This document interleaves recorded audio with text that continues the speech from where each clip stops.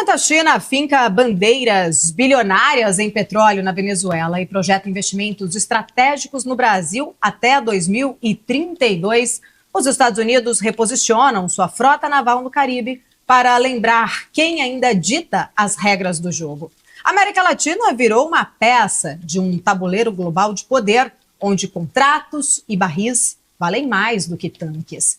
A gente vai saber e discutir mais, entender. E o Brasil, entre discursos ideológicos e pacotes improvisados, responde ao tarifaço de Trump com 40 bilhões de reais do BNDES e tenta fechar as contas públicas com uma medida provisória que aumenta impostos sobre quem gera inovação e crédito.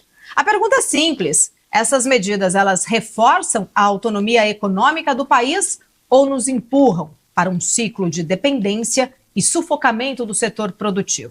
No painel BMC de hoje, nós vamos analisar o que está em jogo. Comigo aqui, Bruno Musa, economista. Obrigada pela presença, Bruno. Obrigado a vocês, sempre um prazer.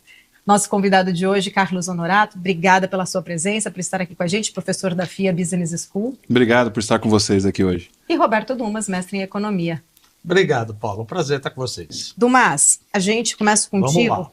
A China acaba aí de anunciar investimentos de mais de $1 bilhão na Venezuela, projeta investimentos também robustos aqui no Brasil, ali, 27 bilhões até 2035. Eu queria entender um pouco da tua leitura, qual é ali o interesse de fato da China pela América Latina? Veja, não vamos achar também que a China quer rasgar dinheiro. Ela quer ganhar dinheiro, ela está fazendo esses projetos, ela está emprestando dinheiro para a Venezuela e está sendo pago com petróleo, etc. Está fazendo obras de infraestrutura, junto também com a Rússia, que está vendendo armamentos. Então pode trazer alguma coisa de Taiwan aí, do tipo, olha, já que os Estados Unidos estão no quintal da China, por que a China não pode também estar no quintal dos Estados Unidos? Não sei se exatamente é isso, precisa perguntar para o Xi Jinping. Mas, de qualquer maneira, eu posso dizer o seguinte: o que a China está fazendo é o que a gente conhece como Sharp Power. Ao invés do Hard Power, de colocar exército ou adidos militares, como coloca na Coreia do Sul, como coloca no Japão, como coloca nas Filipinas, etc., você exerce o teu Sharp Power tentando trazer para a zona de influência com mais recursos, mais investimento e mais dinheiro. Tanto é que no Conselho da ONU de Segurança Nacional, tanto a China quanto a Rússia sempre votaram contra sanções à Venezuela. Então você tem um ponto aí que ajuda na América Latina, tendo Rússia aliada da China no quesito Venezuela. Agora, do Brasil, desde 2007, se eu não me engano, até 2023 ou 2024, a China já trouxe 76 bilhões de dólares de investimentos diretos. E agora anunciou mais 23 bilhões de reais para os próximos 5 anos. Então ela tem o interesse de aproveitar o mercado consumidor. É muito mais um lado comercial, mas também um lado de Sharp Power para trazer para zona de influência chinesa na América Latina. De novo, não estão rasgando dinheiro. Pode até perder no começo, como a gente já sabe que muitas empresas perderam dinheiro, principalmente as estatais, que no final das contas, as estatais na China são o braço parafiscal do governo chinês para legitimar o crescimento econômico, que é a única maneira de você legitimar uma ditadura, um crescimento econômico. Economia, política e sociedade é a mesma coisa. A economia vai mal, a sociedade reclama, pede para votar. Veja, não pode votar, então eu preciso continuar crescendo. Então, mesmo que em que pese que as estatais estejam perdendo dinheiro e os bancos estrangeiros, ou melhor, os bancos chineses financiando essas estatais também perdendo dinheiro, mas é como a gente sempre diz, vai ter uma crise? Veja, acho um pouco difícil pelo seguinte: a conta capital, como a gente sempre fala aqui, ela é fechada do balanço de pagamentos. Então você não pode tirar dinheiro da China, como aconteceu com Tailândia, Malásia, Indonésia e Coreia, e fazer o que a gente chama de sudden stop. Mas, respondendo diretamente à sua pergunta, eu acho que tem um interesse de lucro, de aproveitar o mercado consumidor, mas também tem um enorme interesse de exercer sua zona de influência, principalmente no Caribe, na zona lá da Venezuela, do que no Brasil. Carlos Honorato, para entender um pouco também a tua visão, né, até puxando aqui um pouco desse contexto desses investimentos no Brasil, primeiro entender também se esses aportes, eles devem ajudar a realmente aí destravar inovação e produtividade para a gente, ou apenas reforçam, de certa forma, essa presença chinesa em setores mais estratégicos, sem alterar a dinâmica mais estrutural da nossa economia. Pensa o seguinte, né? A China ela tem um pragmatismo muito forte, né? Quer dizer, ela, como o Dumas disse, é uma ditadura, ela se legitima pelo crescimento econômico, né? Também é uma certa ilusão achar que a gente algum dia vai tornar a China uma democracia. Tinha um estudo do Banco Mundial que dizia que a China 2030 poderia ter um cenário de democracia. E ela não terá um cenário de democracia, porque a democracia não é um conceito internalizado da sociedade, né? Então, nesse pragmatismo e nessa visão de longo prazo, ela vai entrando pelas beiradas, né? Eu gosto muito de uma analogia que o Kissinger fazia sobre a China, que ele dizia, o ocidental joga xadrez, o chinês joga jogo de Go, né? Que é aquele joguinho que vai cercando estrategicamente, quando você percebe, você está dominado. Então, o que acontece com a China hoje, todo mundo necessariamente precisa do fornecimento deles, todo mundo acaba vendendo para eles de alguma forma, e o chinês é muito pragmático em eu preciso criar as condições, né? Então, você tem aí o projeto dessa ferrovia que vai até o Peru, que no fundo é o quê? Para facilitar a vida do chinês para comprar soja e levar a soja daqui para lá. Então, não tem bondade nesse caminho, mas para a gente, América Latina, que precisa de recursos, que é carente, assim, acho que é o continente depois da África o mais carente em infraestrutura, e corre o risco da gente olhar para a África, já tem regiões da África que tem trem de alta velocidade, infraestrutura construída pelos chineses, então a gente tem que ser inteligente de se aproveitar dessa disponibilidade de capital, sem cair na armadilha chinesa, né? Porque se você vira dependente deles, a coisa fica mais séria, mas nós temos que criar uma infraestrutura aqui que a gente é carente há décadas, né? Bruno Musa, sei que até um livro aí sobre Venezuela deve ser lançado em breve. Você que já esteve, né, na Venezuela, acompanha bastante de perto e também sei, inúmeras entrevistas que nós já fizemos, você costuma sempre dizer que, né, a América Latina, de alguma forma, ela parece estar fadada ali ao fracasso porque repete os mesmos erros, essa dependência externa. Com a China avançando na região, Estados Unidos fazendo todo esse reposicionamento, inclusive, das suas peças nesse tabuleiro, você vê sinais, de fato, de que o Brasil pode, né, de alguma forma, estar repetindo este erro também, está pronto para romper, de repente, um ciclo, ou estamos conseguindo aí apenas trocar um tutor americano pela dependência chinesa? Bom, ótima pergunta. Vamos lá. Eu, de fato, estive 3 vezes na Venezuela. A última foi produzindo um documentário lá, então o livro vai sair nos próximos dias. Até o Guaidó, que foi o presidente interino, que vai escrever o prefácio do livro. E eu continuei mergulhado lá, e, enfim, em outros países também que eu fui produzir esses documentários, né, Paula, como você sabe, Argentina, El Salvador, Cuba, o próprio Estados Unidos lá com o Trump. Bom, eu acho que o Brasil está carente, a gente já falou aqui muitas vezes, de fato colocar os adultos na sala. Eu acho que a gente vem tentando solucionar os problemas de uma forma que aumentam os problemas. Eu concordo muito com aqui um mix do que foi dito, e eu acho que tem um grande problema nesse ponto que o Honorato falou, na minha visão, né, da China, construir tudo. De fato, nós somos extremamente carentes em infraestrutura, nós somos extremamente carentes em basicamente tudo. Imagina um Brasil desse tamanho, em 2025 quase metade da população não tem acesso a esgoto e água tratada, né? Ou seja, me mostra que a maneira como nós viemos tentando, se é que viemos tentando solucionar esse problema, ela foi completamente ineficiente. Se eu fizesse isso na minha empresa privada ou na de vocês, a gente já estaria fora do mercado há muito tempo, né? Dito isso, eu acho que a China, muito pragmática como e estratégica, ela de fato quer isso que o Honorato falou, mas eu acho que é praticamente impossível desvencilharmos deles se eles chegam com um capital altamente produtivo de longo prazo. Eles não são bobos e o que eles querem é realmente a hegemonia na própria região para exercer as suas influências como um todo de comércio para eles ganharem lá. Veja, por exemplo, o porto que eles estão construindo no Peru, né? Ao que consta, o porto de Chancay, se não me engano, vai ser o maior porto do Peru, com alta tecnologia, etc., que está sendo construído por lá, na África, como muito bem foi colocado, e eu acho que eles não dão um ponto sem nó. Eu tenho muito pé atrás, eu sei que o Dumas também é assim, Eu não gosto de nada que é induzido pelo Estado. Eu acho que esse tipo de investimento de longo prazo ele gera disfunções maiores do que resultados concretos no longo prazo. No curto prazo está tudo satisfeito. O problema da dívida, eu acho que ela acaba sendo transformada em algo muito maior. E a gente sabe que a China está passando por uns problemas econômicos, né? O alto desemprego dos jovens, a deflação, o próprio PIB, que mais ou menos toda a cadeia produtiva do setor imobiliário representa 25% do PIB deles. Envelhecimento da população, segundo algumas estatísticas, mostra que até do ano 2100 a população deles terá caído pela metade. Ou seja, é um negócio extremamente complicado, né?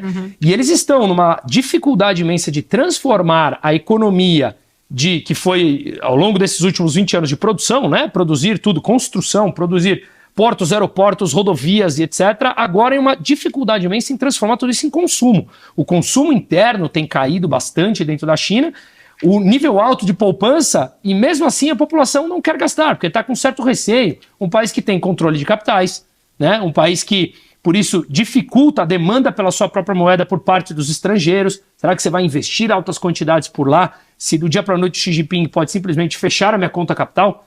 Então tudo isso eu acho que são problemas graves para a China e que se nós nos tornarmos dependentes desse capital vindo de lá, eu acho que a gente vai ter maiores problemas do que se nós ficássemos dependentes de um mercado de dólar onde você tem livre circulação de moedas. Nesse sentido, até pode complementar. Eu queria colocar um pode ponto. falar. Veja, eu concordo plenamente com o que você colocou.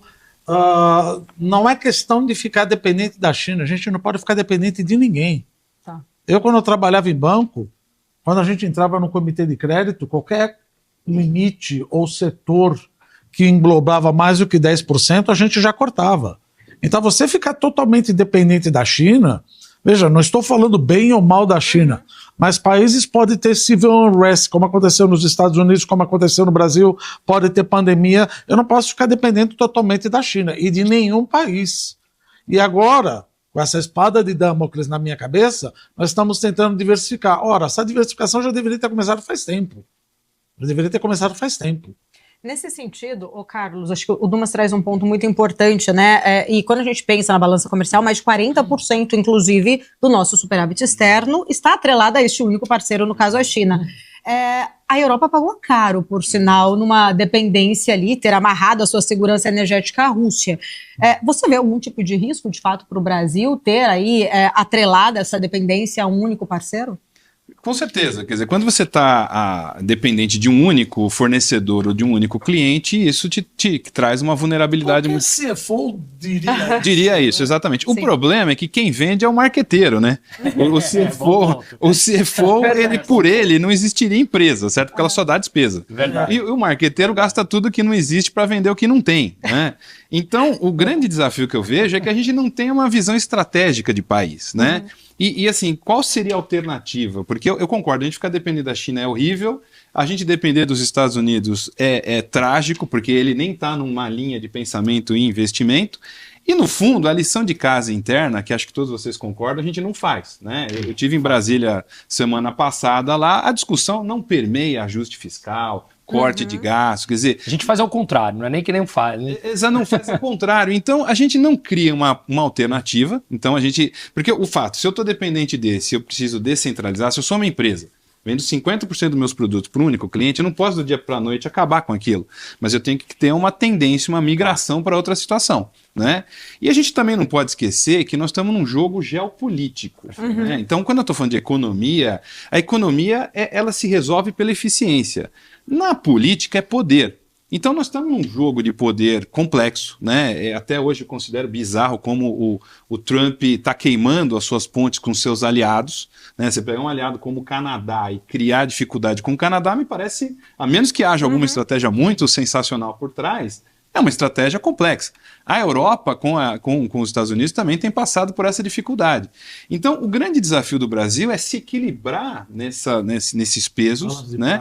E ter muito inteligência disso. E eu acho que essa discussão ideológica que permeia quase tudo que a gente faz no Brasil, ela acaba tumultuando, porque você para de pensar com frieza, você defende posições e não defende o interesse nacional. E aqui eu não estou querendo ser nacionalista, né?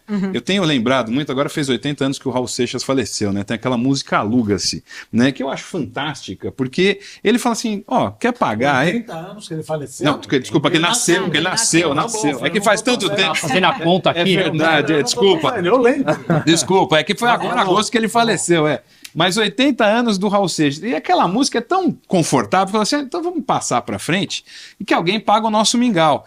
O problema é quem vai pagar o nosso mingau, né? E a gente precisa ter uma visão, que eu diria, sempre defendo isso, estratégica de país, que isso tem que estar no Estado, por mais mínimo que seja o Estado, é ele que dá a direção de país que a gente quer caminhar, regulação, incentivos, tudo mais. Isso não acontece, né? Então, eu acho que nossa missão aqui de debatedor e de estar opinando é para forçar a sociedade a ter essa visão de que precisamos olhar para o caminho do país de uma forma séria e estratégica. É o único caminho, o único jeito. Eu quero até me aprofundar um pouco mais em Brasil, mas só para a gente ter tempo aqui, não cortar o raciocínio, nós vamos para um rápido intervalo. Você que está aqui acompanhando o painel BMC, continue com a gente, voltamos dentro de 2 minutos.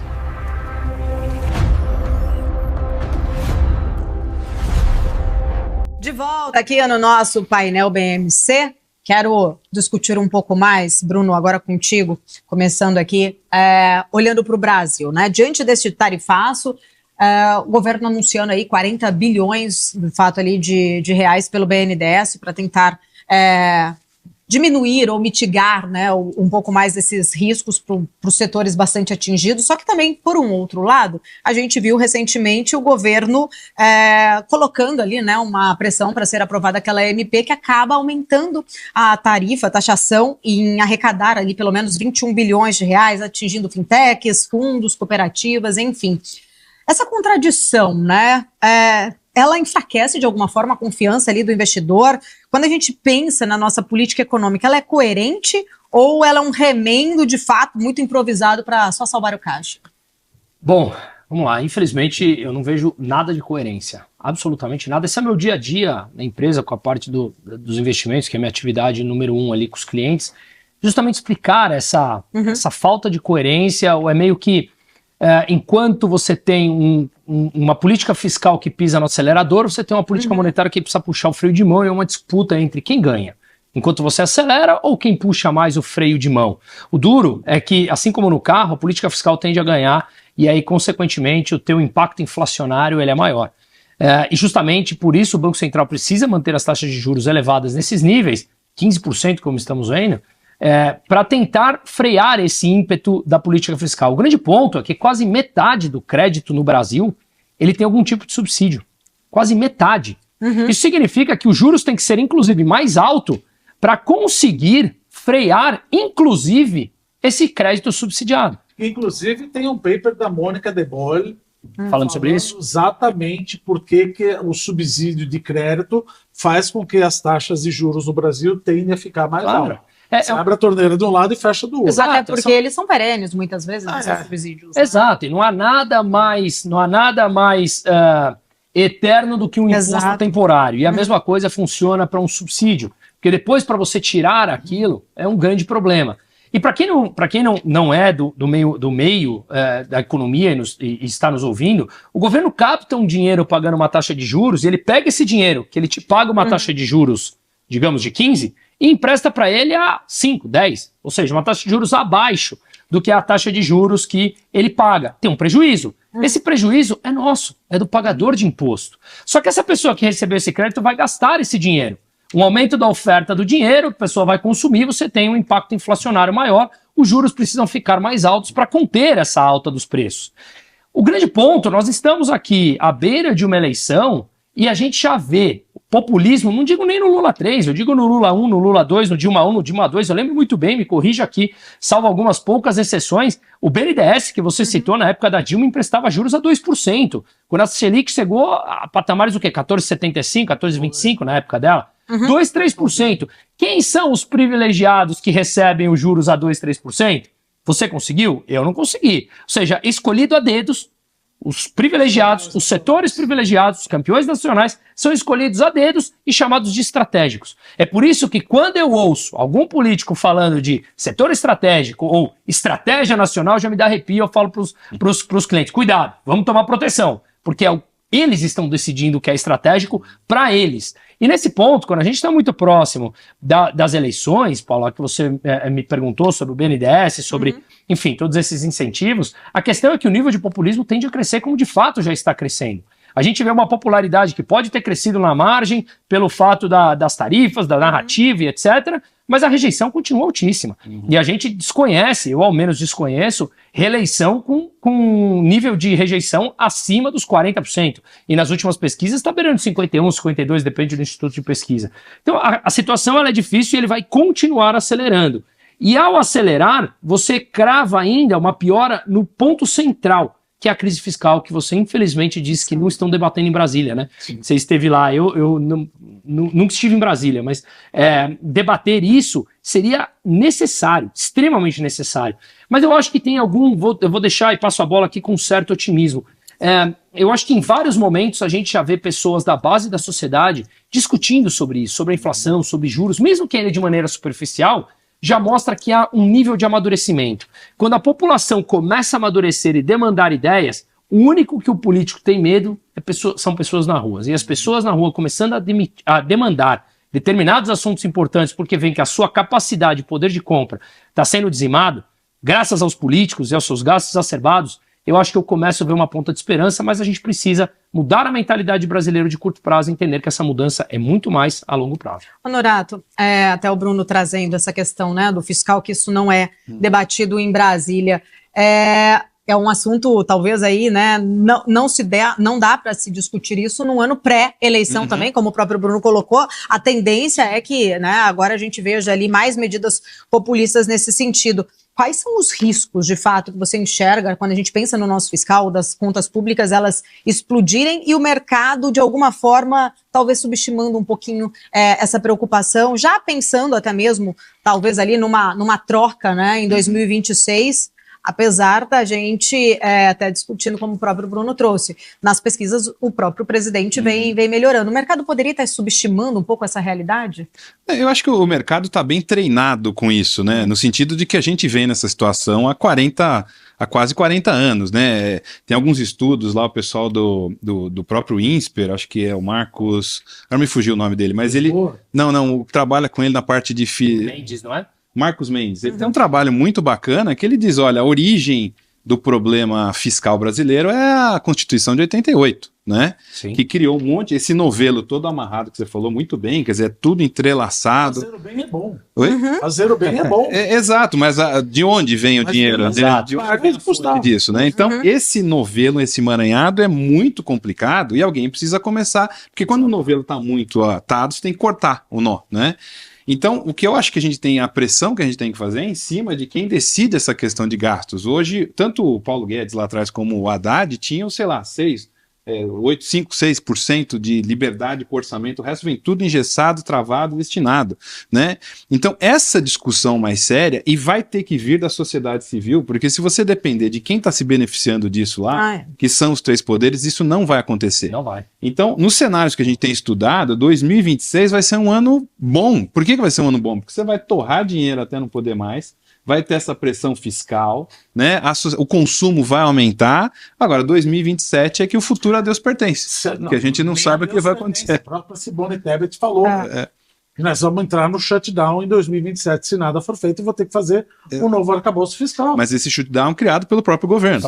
Esse que é o vai ser esse que é. Porque desse percentual pequeno do orçamento que você falou, o orçamento discricionário, que dá por volta de 200 bi, só isso. Desses 200 bi, 55, 56 bi são emendas parlamentares ainda. Então isso tem muita clareza do que é, onde vai, como vai. Pagar a luz. Então eu acho que a gente tem que ter uma visão assim de se antecipar. Quem está no mercado tem que olhar isso com cenários alternativos e sabendo se aproveitar das brechas, né? Mas principalmente observar que se a gente não corrigir isso em algum momento, nós vamos ficar nesse discurso que a gente já está há 10, 15, 20 anos falando que precisa fazer e não fazemos. Exato. Eu acho que nós vamos continuar no discurso. Sinceramente, veja. Até anotei aqui, por exemplo, a nossa carga tributária está 34% do PIB. O nosso IDH deu, que eu peguei agora, 0,76%. A carga tributária dos Estados Unidos é 27,5%. O IDH deles é 0,93%. Tem alguma coisa muito errada aí.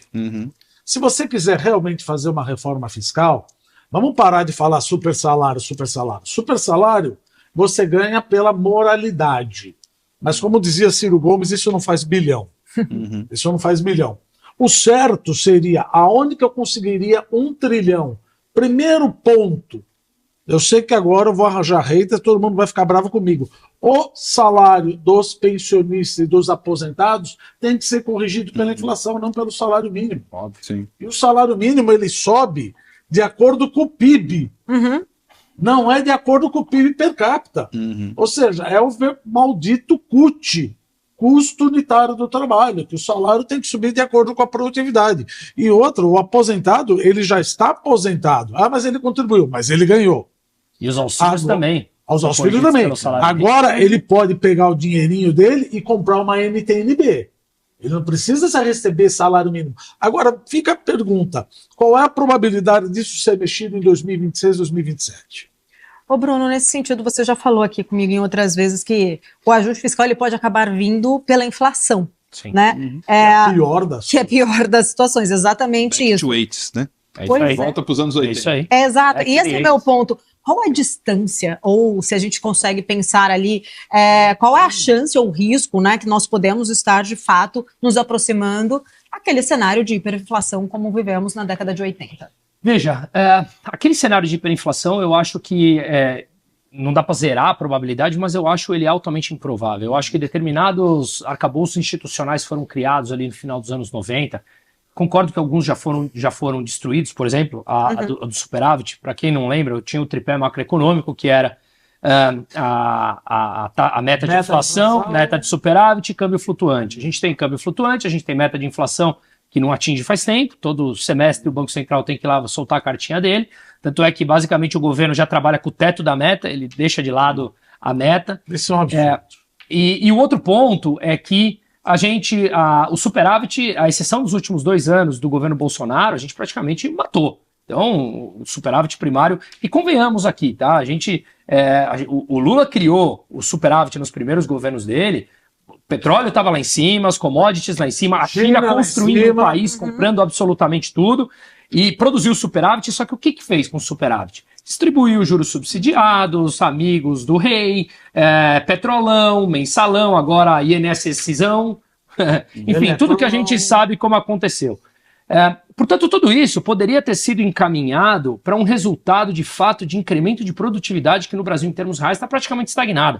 Eu estava olhando um dado interessante que, se nós comparássemos nesses anos 80 que você falou até hoje, a produtividade da Coreia do Sul, Estados Unidos e Brasil, a produtividade da Coreia do Sul e do Brasil eram mais ou menos iguais, né? Que era basicamente 17% ali da renda americana. Hoje, quando nós pegamos a produtividade da Coreia, ela está muito mais próxima dos Estados Unidos e nós ficamos completamente estagnados nessa. Estamos praticamente estagnados igual a 1998, então, esse que não mexe. E aí eu quero dar reajuste salarial. Mas só um comentário, ó. A gente tem que eleger um mantra único, simples. Eu gosto muito de uma expressão que é o KISS, né? Keep it simple, stupid, né? Deixa as coisas simples. Se a gente quiser reformar tudo ao mesmo tempo, não vai conseguir.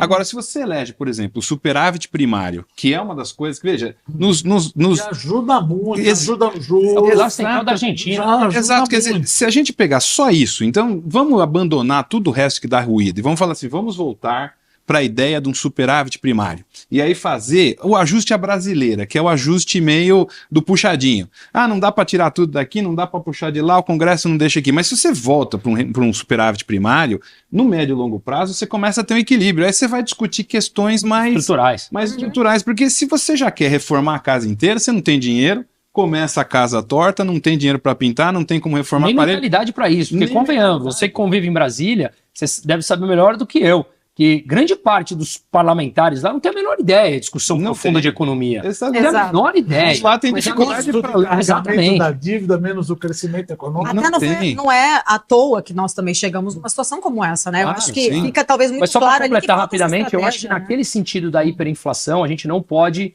levar a zero esse risco. Afinal de contas, imagina mais 4 anos de governo Lula nessa magnitude, a destruição fiscal, ela para ser corrigida é São décadas de arrumar isso, ou então o Milei vindo recortar brutalmente, que é altamente impopular tudo isso. Agora, para transformar numa inflação hiper, como você está falando, segundo consta, acho que a FMI traduz como hiper, alguma coisa como 2 dígitos de inflação, ou 3 dígitos de inflação, né? Acima de 10 começa a tumultuar, porque você perde a referência do valor real, né? Isso no acumulado dos últimos 12 meses, não seria, acho que, hiperinflação ainda. Para você, Bruno, que eu sempre dou para os meus alunos. De 1980 a 1994... 13 trilhões. 12 trilhões percentuais. Foi 86 a 94. 12. 13 trilhões e meio. 13 trilhões percentuais. Quem é jovem há mais tempo lembra disso. Ou seja, nós somos alcoólatras. Não dá para ficar brincando com inflação. Não dá. Então eu acho difícil. Mas a gente também tem um cenário hoje diferente com o Banco Central autônomo, né? É por isso que eu estou falando. O arcabouço institucional ali do tripé, um Banco Central agora minimamente independente, levar aquilo, eu acho altamente improvável. Mas não joga a zero a probabilidade. Não subestime, né? Não subestime. Não subestime o risco. A capacidade do Brasil nesse sentido. É um risco de cauda, mas se acontecer a gente morre. Eu preciso ir para mais um rápido intervalo. Você que está aqui acompanhando a nossa programação, continue com a gente. Painel BMC volta em 2 minutos.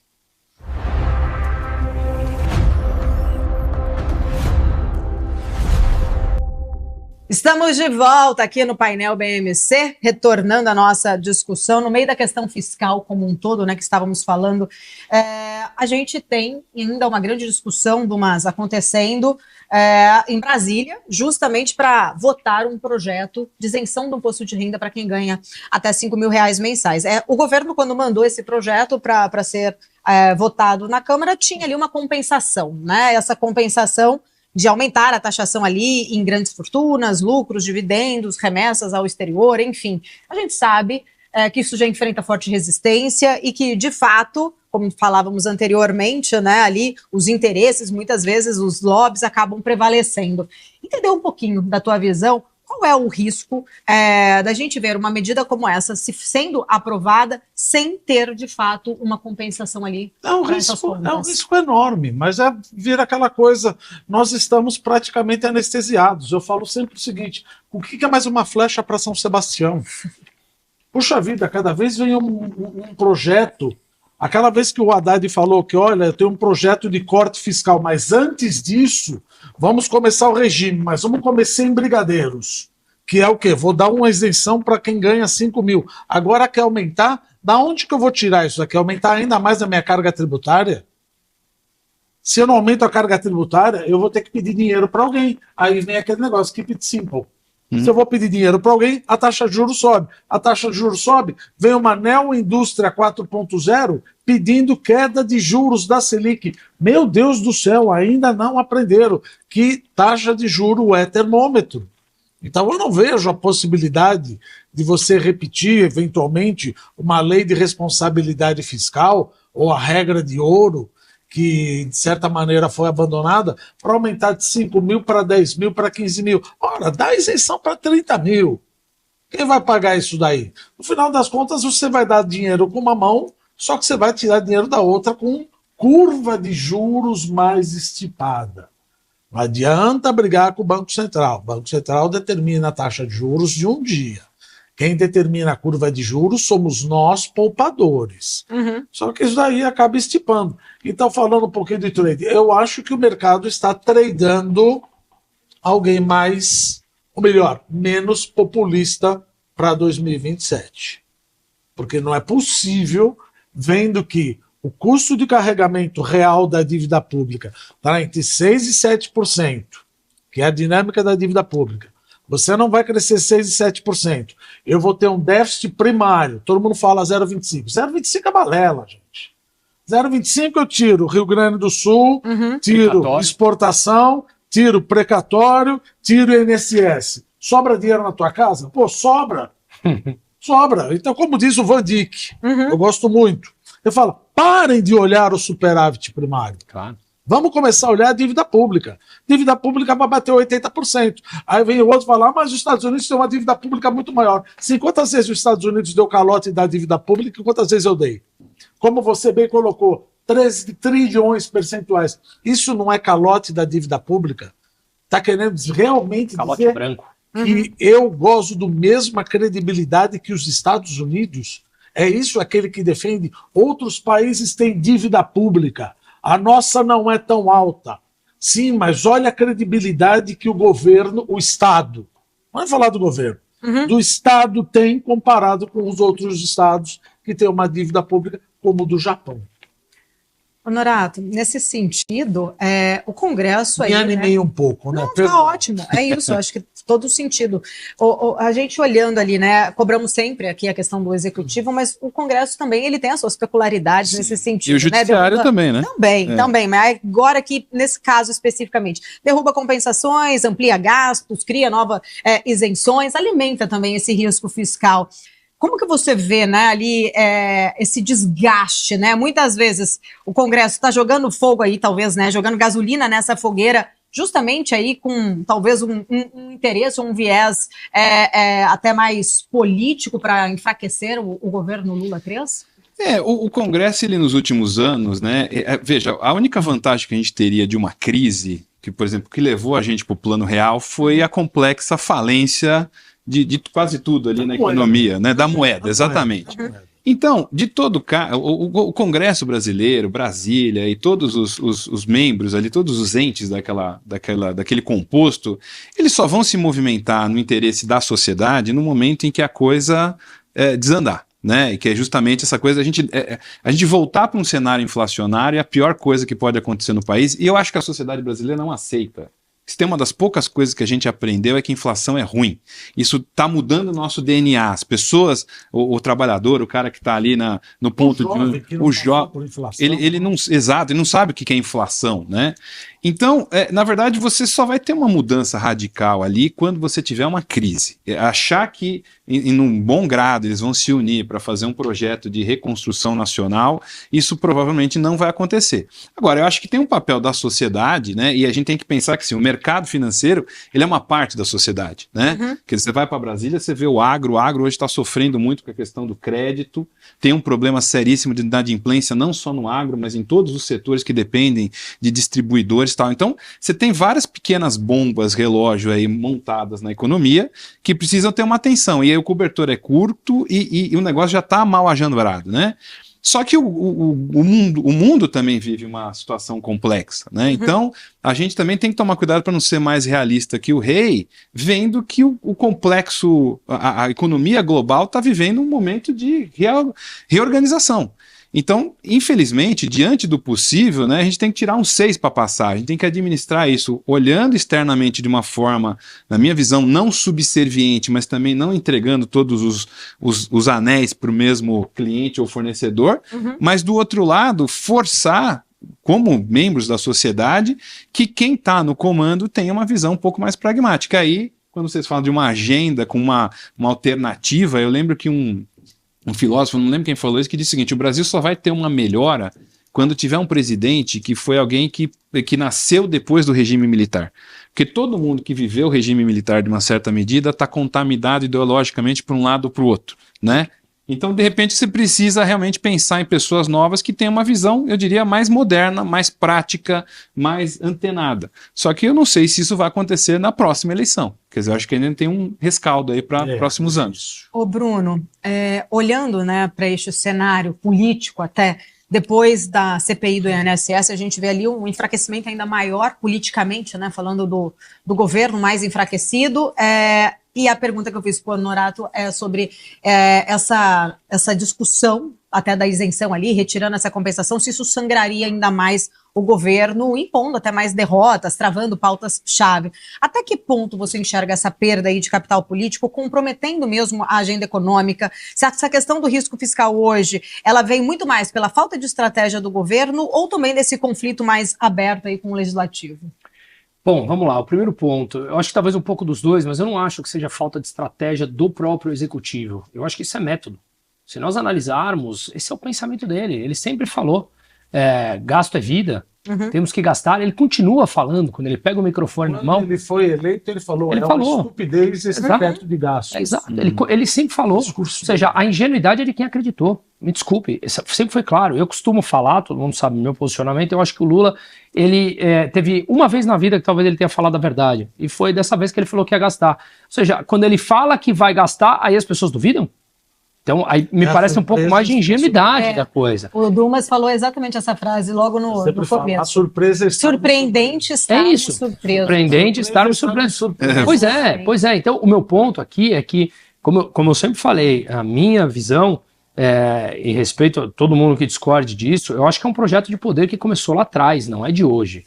É um projeto de poder que passa pela mentalidade da população, que passa pelo que você está falando. Uma inflação, por exemplo, marcou culturalmente uma geração e faz com que, por exemplo, eu na parte de investimentos, eu vejo os clientes têm medo de estratégia de longo prazo. Você está marcado por aquele período inflacionário. E nós estamos falando de 25 anos de um século, 72% do período está governado pelo PT. Ou seja, praticamente não tivemos alternância de ideias aqui. As ideias estão marcadas numa geração que gasto é vida, que pode gastar, que o Estado está lá sempre para te ajudar, sem saber de onde vem o financiamento para isso.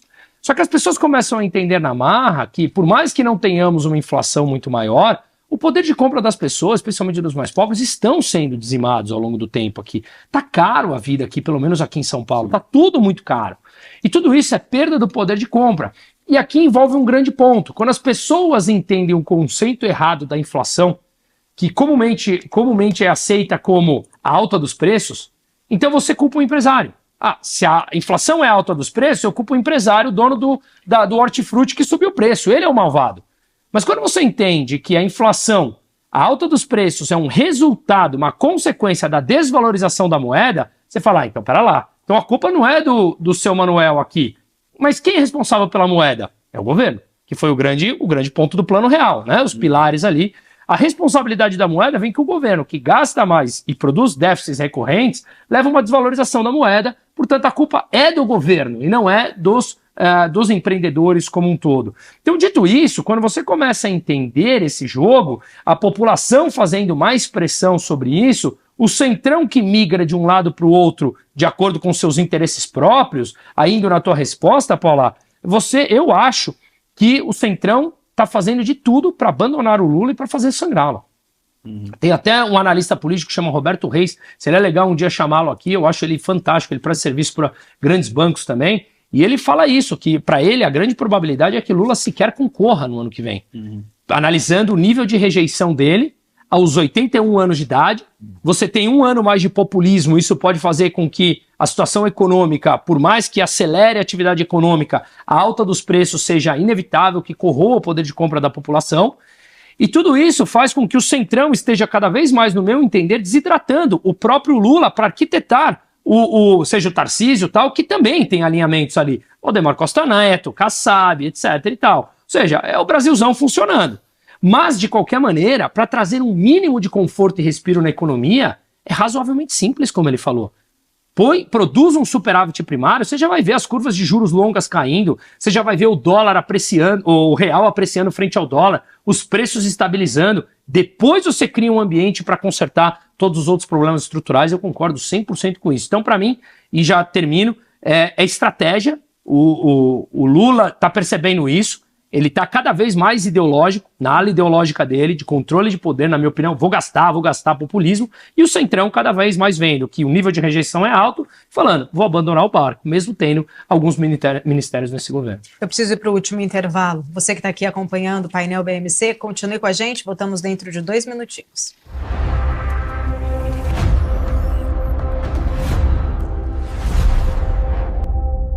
De volta ao nosso último bloco aqui, painel BMC. Honorato, agora há pouco você disse, inclusive, que o Brasil precisa ali de uma nota mais ou menos 6, né, para passar de ano nessa nova reorganização global. Olhando para este cenário nosso atual, né, ali político, fiscal, de competitividade, qual nota mais realista aí que o Brasil teria hoje?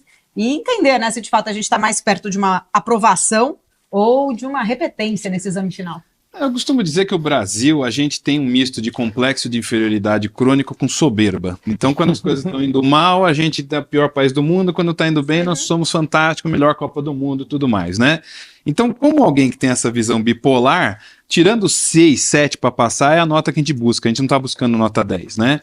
Eu faria uma provocação aqui, até o que o Mussa falou, quer dizer, você tem aí hoje em todas as principais lideranças do mundo figuras egocêntricas, egóicas, que tentam manter o poder a todo custo, e a gente não pode esquecer que poder é diferente de eficiência, né? Economia a gente busca eficiência, resultado, político busca poder, né? Muitas vezes é antagônico ainda. Exatamente, cria problemas por outro lado. E eu vejo muito que ali, por exemplo, você pega, por exemplo, os vídeos ali do Instagram do Lula, ele aparece correndo, fazendo exercício, ele tá melhor de saúde do que eu, assim, aparentemente. Então isso já é uma imagem, já é um sinal de que ele quer vir forte pro ano que vem, independente se ele faleça ou desapareça dali a 2, 3 anos, né? Então o político egocêntrico e egóico, ele busca a manutenção do poder, seja ele de esquerda, seja ele de direita. O que cabe a gente na sociedade como analista econômico é tentar se antecipar, olhando cenários alternativos para não cair naquela armadilha que o Dumas falou, né? Quer dizer, a surpresa para os surpresos, né? Surpresa estarmos surpresos. Então você tem que olhar isso de fora e falar, se acontecer isso, eu estou minimamente preparado para me adaptar. Então o Brasil vai continuar passando com 6, mas o 6, 7 está deixando muita gente feliz ainda. Perfeito. Entendeu? Então essa é a situação que a gente tem hoje. E aí, Dumas? Não, eu participei de um evento, coisa de uns 3 anos atrás, e um analista falou, olha, a gente vai passar com 6. Eu falei, gente, a gente vai ficar para sempre no 6. Mas tá passando, né? Não, mas tá passando. Assim, Tá no 6. passando. E aí minha renda per capita vai caindo, vai caindo, vai caindo. Mas gostei da tua colocação. Keep it simple. Vamos focar no superávit primário, que pelo menos isso mexe no juro, mexe na industrialização, e não começa a querer tacar uma reforma, derruba tudo e constrói uma casa nova. Eu acho que isso aí é um ponto, e inclusive por causa da geopolítica, não dá para você mexer tudo com o cenário externo, com essa balbúrdia que está rolando. Essa da nota 6, rapidinho, me lembrou muito uma frase atribuída a Zena Latif, que ela fala que o Centrão, ele é o que não permite que o Brasil se torne uma Argentina pré-Milei, e não é o que permite também que o Brasil caminhe em direção aos países desenvolvidos, ou seja, eternamente nota 6. E como a gente começou essa edição falando de Venezuela, né, talvez faça ali uma comparação, também não deixe, de alguma forma, o Brasil se tornar ali uma Venezuela. Eu acho muito difícil o Brasil se tornar economicamente uma Venezuela, de novo, eu não jogo esse risco lá para zero, mas eu acho muito difícil, porque a gente tem, o que eu venho falando de todos os depoimentos que eu colhi, seja em Venezuela, Cuba, nesses outros países também, é que basicamente, quando eles entraram nesse experimento socialista que sempre dá errado, é que tinha um clamor socialista no final dos anos 90, né? Um final assim de igualdade, o Muro de Berlim tinha caído há pouco tempo, era bonito ser socialista, era bonito dividir tudo. Você tinha um clamor pela população. O Hugo Chávez foi eleito democraticamente, né? Isso, pelo voto e tal. Depois, o que nós vimos foi diversos, ao longo desses 25 anos, diversos fatos que comprovam que isso não faz crescer a produtividade, o incremento da renda das pessoas, que você aumenta a pobreza e não diminui. Então você tem hoje muito mais campo técnico e campo prático para você perceber e saber criticar aqueles pontos, né? E naquela época não. Então acho que o Brasil começa a entrar nesse experimento, digamos assim, num momento onde a população está muito mais acordada. Mas tem um campo importante, assim, e já passo a palavra. O primeiro ponto que todo mundo na Venezuela, mais intelectualizado, que eu conversei, entrevistei e acompanho um pouco de Brasil, eles falam, todos foram unânimes em falar. A mudança da Venezuela começou justamente pela politização do judiciário. Para a gente fechar aqui a nossa conversa, né, e tentando entender um pouquinho mais sobre mercado, reagindo a toda essa questão, a gente até chama muita atenção, talvez seja até um enigma, né, tentar entender o mercado em momentos de incertezas, até pontuando aqui, quando o Trump demite uma dirigente do Fed, a gente não vê o mercado reagindo, Lula aumentando ou triplicando a aposta, a gente também não vê o mercado de alguma forma reagindo, Federal Reserve, né, nesse sentido ali, sensível agora, uma interferência ou não, isso não mexeu em nada. Por que o mercado tem reagido dessa forma? Eu até queria entender se ele está subestimando ou, de repente, o mercado tem conseguido, de alguma forma, refletir uma aposta mais consciente, se ajustando antes da política. Um minutinho, Bruno. Bom, vamos lá. Eu acho que eu fiz até um vídeo falando isso sobre a complacência do mercado. Me parece que a gente está acostumado com uma série de fatores, todo mundo deixando os riscos de lado. De fato, geopoliticamente, como o Leonardo falou, Os riscos estão por todas as partes esperados pelo mundo. Eu acho que, com mais críticas ou menos críticas, eu acho que o Trump tem uma estratégia. Ninguém pode julgá-lo que ele é inocente ou algo do tipo. Ele tem uma correção que, para a cabeça dele, passa pelas tarifas. Podemos discordar em maior ou menor grau, mas, na minha opinião, ele é muito mais estrategista do que muitas pessoas imaginam.